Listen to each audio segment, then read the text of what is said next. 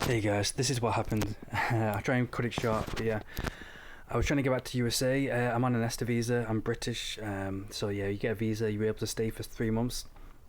So I spent 3 months out of USA, because I think that's the maximum you're supposed to spend before you can come back. So I was gonna stay with my friend in USA, in Florida, and yeah, I spent 3 months in Mexico, just doing volunteer work and sometimes homeless. So I come back and he takes a look at my passport and my ESTA visa, and he says, "Do you have a flight saying when you leave in USA?" And I was like, "No, I didn't know I needed that." And he just, because I didn't know that was needed. But apparently, when you come to USA, you need a flight saying when you're leaving, so you can't just have a one-way flight. But I usually buy my flight before the 3 months are up. Then I usually leave. And he said, "Well, how are you going to survive?" And I'm like, I survive by teaching English online. I get very little by teaching English online, but I live off one meal a day. And he's like, "How do you afford breakfast, lunch, and dinner?" And this guy was Mexican, by the way. He was General Ortiz, Sergeant Ortiz, we'll call him. He was called Ortiz, but yeah, like a Mexican name. And yeah, that's literally what he said in the. You can see there. "Well, you're just gonna have to go back to Mexico and apply for the B2 visa and get thousands of dollars and paperwork and go through it like the the Mexicans do." So he sent me back to Mexico, cancelled my ESTA, and I've been banned from USA ever since. I'm not say banned, I have to get my B2 visa, and yeah, since then I've been in Mexico, dressing up in costume to try and get some money, like I'm here around the streets of Mexico. Been homeless in Mexico. Now I'm homeless in Brazil, and yeah, just trying to go back. But what I did was I went back to Mexico. I did some volunteer work for a bed. I finally found a job, and yeah, for like 1 year I was trying to get some money to get my B2 visa, which costs like an appointment costs like $600 to get my B2 visa. So yeah, by the way, in the small print to enter USA, you need a flight saying you're leaving, and I didn't never read the small print, so they had to cancel my ESTA. But he was Mexican. The guy at the border control, he was annoyed that I was like a British citizen coming back and forth from USA and visit my friend in USA. And he doesn't understand that I don't need any money. You know, I eat. My body's adapted. I've been traveling around the world for 14 years, so my body's like, I don't need a lot of food. And like a lot of Americans don't understand, or Mexicans don't understand that. It's like, how can you eat one meal a day? It's like I'm in poverty. I have no other choice, you know. But my body's adapted to it. So yeah. So since then, I've been homeless around Brazil and Mexico. They sent me back to Mexico, deported me from USA. They didn't allow me to enter USA.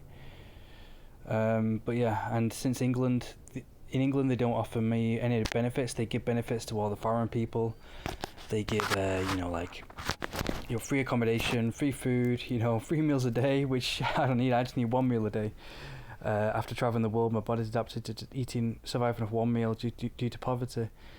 But yeah, but I can't get back to England. So what I did was I was in Mexico, and I thought, okay, I'll apply for the B2 visa. I'll do what he said. So I spent months in Mexico just trying to save up everything, and I went to this office, and they said, okay, it's going to cost $600 for an appointment and then I have to go to Matamoros, which is like an office in the north of Brazil in a dangerous town. Like a cartel-run town. So yeah, for months I saved up. Finally, I think 5 months, I finally saved up like $600, and yeah, I paid all that, paid for the appointment, and said, okay, you got an appointment in Matamoros in one month time. So I got enough money for the bus. Went all the way to Matamoros. I had to stay inside most of the time because it was the most hottest weather I've ever experienced, and I've lived in Saudi Arabia as well, but that was much hotter than Saudi Arabia. It was like hotter than Asunción as well. Matamoros in the north of Mexico is probably the hottest weather I've ever experienced, and that was like September. But yeah, I was staying inside and next to the air conditioning, and also because it's really dangerous. They say don't walk out on the street, especially me being foreigner. Lots of cartel run everything. If they see you there, they'll do anything to try and rob you. And the police don't do anything. They say the police just watch you and don't watch you being robbed and don't help out at all. So I tried to stay away, try not to, me being a white guy, stand out. Lots of people were staring at me. So I went to Matamoros, and they said, oh no, you came all this way, yeah, and you spent all $600, you had an appointment, But they said, oh no, you're gonna have to go back to your home country if you want to apply for a B2 visa. And so that's it, end of the line. And I'm like, what the hell? Yeah, I spent $600 a month of my life just trying to get this, you know. And I have a friend in USA that I can stay with, you know. And I'm supposed to look after him. I like help him out. I'm like his nurse. I help him out with housework and everything. He's a lifelong friend. He has some condition right now, and I help out with housework and help out cleaning his house. And you know, he's I have to see him in his last days before he passes away. But yeah, and then I had a volunteer work in Brazil, so I came to Brazil, and I've been in Brazil ever since. But yeah, and now I have a job in Paraguay that I have to try and get to because I still don't have enough money to get to back to England. And even if I did, I wouldn't have a place to stay. So I need like me being a British citizen, I need like thousands of dollars just to get back to England and for the flight and for the accommodation, and then to set myself up for a job again. So yeah, now I'm stuck in Brazil, homeless, and trying to get enough money to get to my job in Paraguay. But that's life. Yeah, and these are all pictures of me in Brazil and around Mexico. I've been stuck here for almost 2 years now. So yeah, I've just been trying to teach online, but everything we teach online, like I used to teach online and it used to be good money, but since coronavirus, everyone got everything free online. They could use Duolingo, so they don't have any need for teachers online. And there's no paid jobs in Brazil.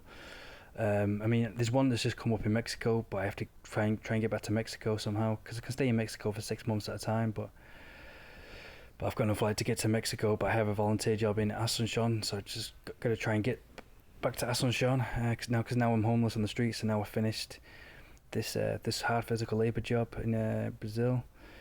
But yeah, people see Brazil and Mexico and all these places online, and yeah, if you're rich, it's good, but if you're not rich, it's hell on earth. It's hell on earth, especially if you're gringo and you stand out.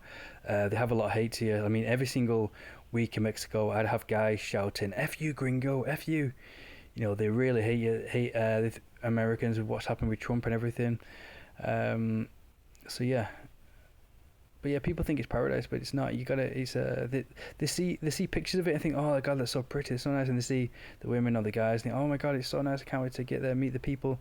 But then when you get here and you feel the feeling, you feel the atmosphere, the dangers and everything, and everyone's paranoid. Everyone's you know, they can't do anything because they're owned by the C word. You know, I can't say the C word in case. But you know what I mean. The Mexican, you know, is owned by the C word, the CART.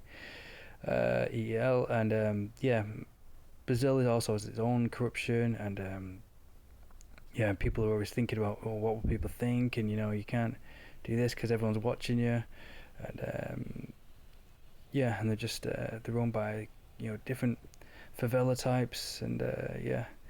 And this is me in USA. I bailed all the roofs in USA as well. I always left after 3 months. I stayed with my friend. My friend, he's really ill. He's a bit older. He's like a lifelong friend, and I help him out with like kitchen work and keep him company. And but yeah, I just had a real sense of jealousy and hate from the officer at the border who was like, oh, you can't come here. You think you come here back and forth? Oh, you can't do that.